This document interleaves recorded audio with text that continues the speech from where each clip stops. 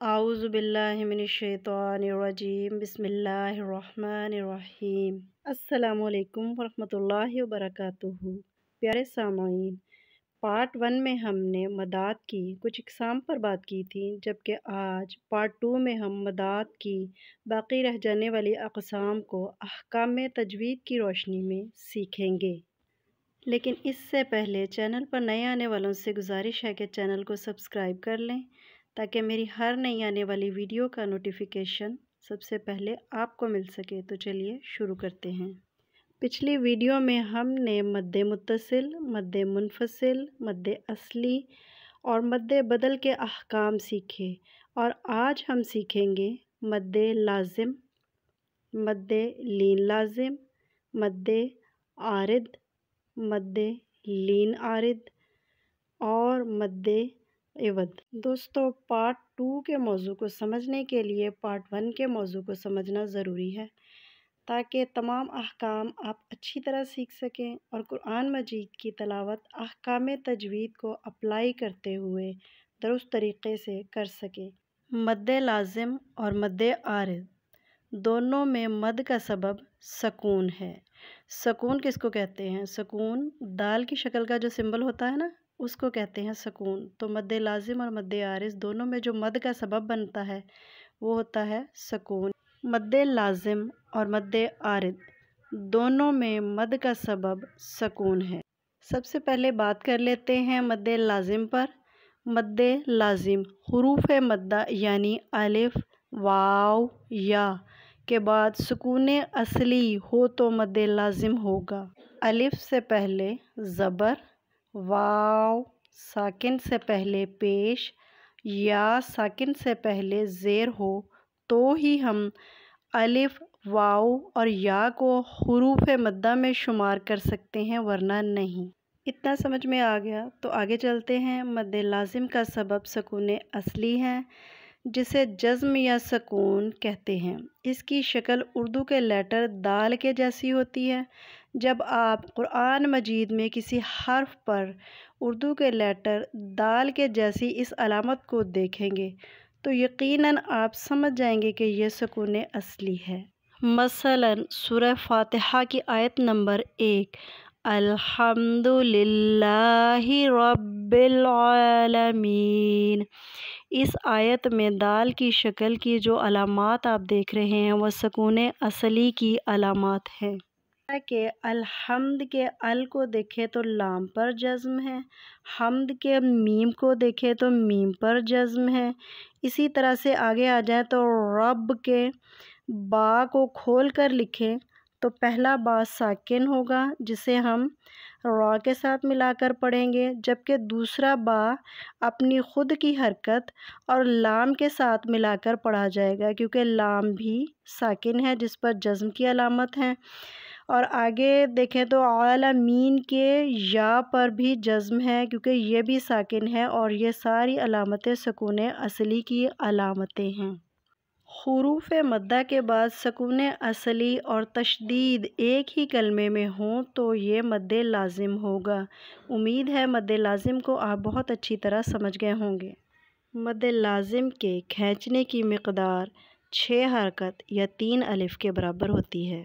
दोस्तों, स्क्रीन पर आप एक आयत देख रहे हैं, वमा मिन दाब्बतिन फिल अर्दी। इस आयत में आपको येलो कलर में एक लफ्ज़ लिखा नज़र आ रहा है, दाब्बतिन।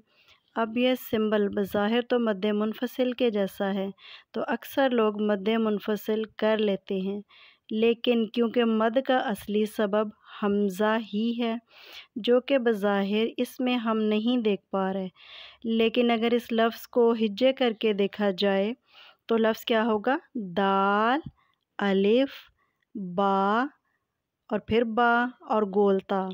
अब हम इन हुरूफ पर हरकत लगाएं तो कुछ यूँ होगा, यानी दाल पर ज़बर, अलिफ खाली, पहला बा साकिन यानी इस पर जज़्म होगी, दूसरे बा पर ज़बर होगी और गोल ता के नीचे 2 ज़ेरें होंगी।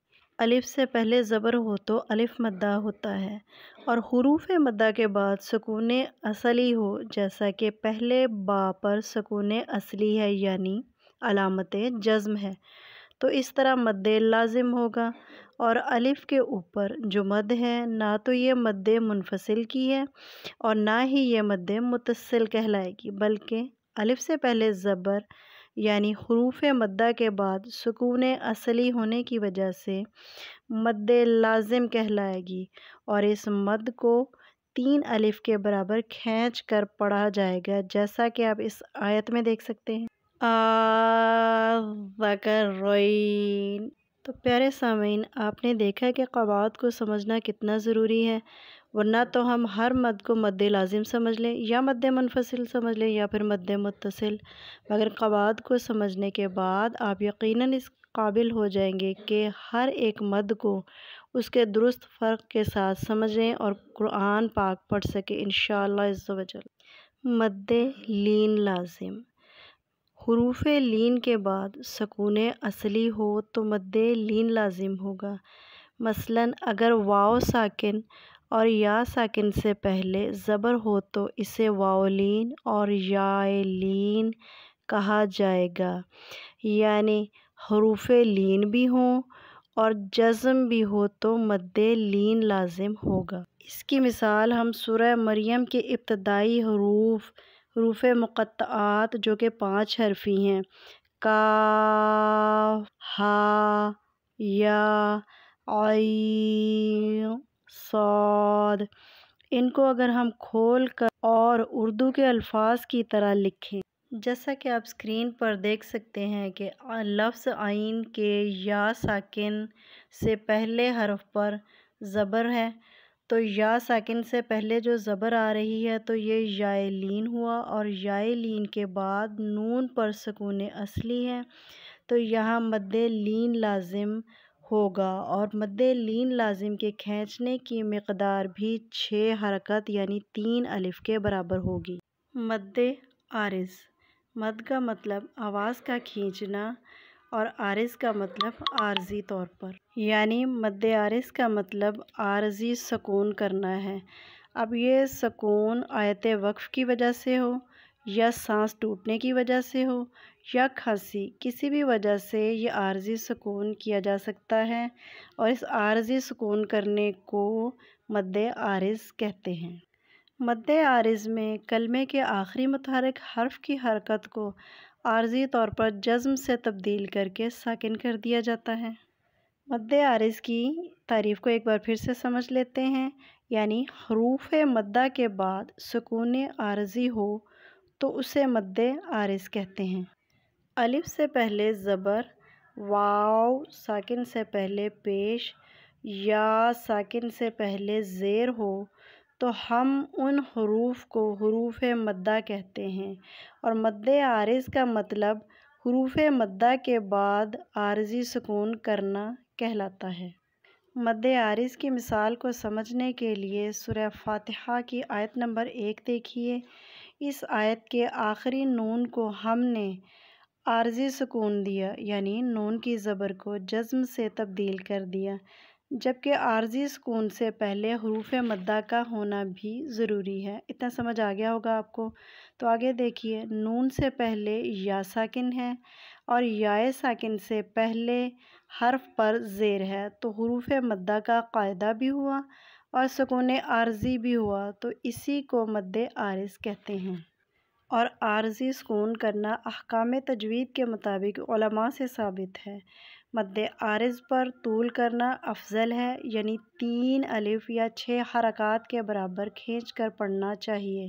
مد لین عارض، حروف لین کے بعد سکون عارضی ہو تو اس مد کو مد لین عارض کہتے ہیں۔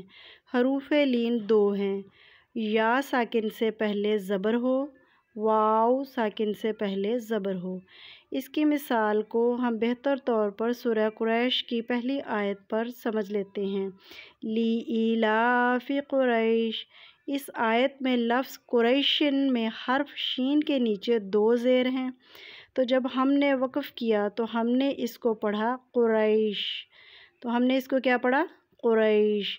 ہم نے شین کو عارضی طور پر سکون دے دیا، لیکن اس سے پہلے یا ساکن ہے اور یا ساکن سے پہلے حرف پر زبر ہے، تو یہ یائے لین ہے۔ تو یہاں عارضی سکون کے بعد جب یائے لین آیا تو اس کو مد لین عارض کہا جائے گا۔ مد لین عارض کے کھینچنے کی مقدار 1 الف ہے۔ مد العوض آیت کے آخری کلمے میں فتحتین یعنی 2 زبر ہوتی ہیں۔ وَجَعَلْنَا اللَّيْلَ لِبَاسًا وقف کرنے کے لیے 2 زبر کو 1 زبر سے بدل دیا جاتا ہے۔ وَجَعَلْنَا اللَّيْلَ لِبَاسًا اسے مد العوض کہتے ہیں۔ اس کے کھینچنے کی مقدار 2 حرکت یعنی 1 الف کے برابر ہے۔ دوستو جب ہم 2 زیر 2 پیش یا زبر یا زیر یا پیش میں وقف کرتے ہیں تو ہم ان حرکات کو ساکن کر کے وقف کرتے ہیں، جیسے کہ قل هو اللہ احد، اس پہ دال پر 2 پیش ہیں تو ہم نے ان 2 پیش کو جزم کے ساتھ بدل دیا، یعنی کہ ہم نے ساکن کر دیا، جبکہ مد العوض میں ایسا نہیں ہوتا، اس میں 2 زبر کو 1 الف سے بدل کر وقف کیا جاتا ہے۔ امید ہے آپ کو یہ ویڈیو پسند آئی ہوگی، تو پلیز اس ویڈیو کو شیئر ضرور کر دیجیے گا تاکہ زیادہ سے زیادہ لوگوں کو فائدہ پہنچے، اور لائک ضرور کیجیے گا اور اپنی قیمتی رائے سے ہمیں آگاہ بھی ضرور کریے گا۔ اس سے ہماری حوصلہ افزائی ہوتی ہے اور خوشی بھی ہوتی ہے۔ اپنا بہت سارا خیال رکھیں۔ اللہ سے دعا ہے کہ ہمیشہ آباد رہیں۔ السلام علیکم ورحمۃ اللہ وبرکاتہ۔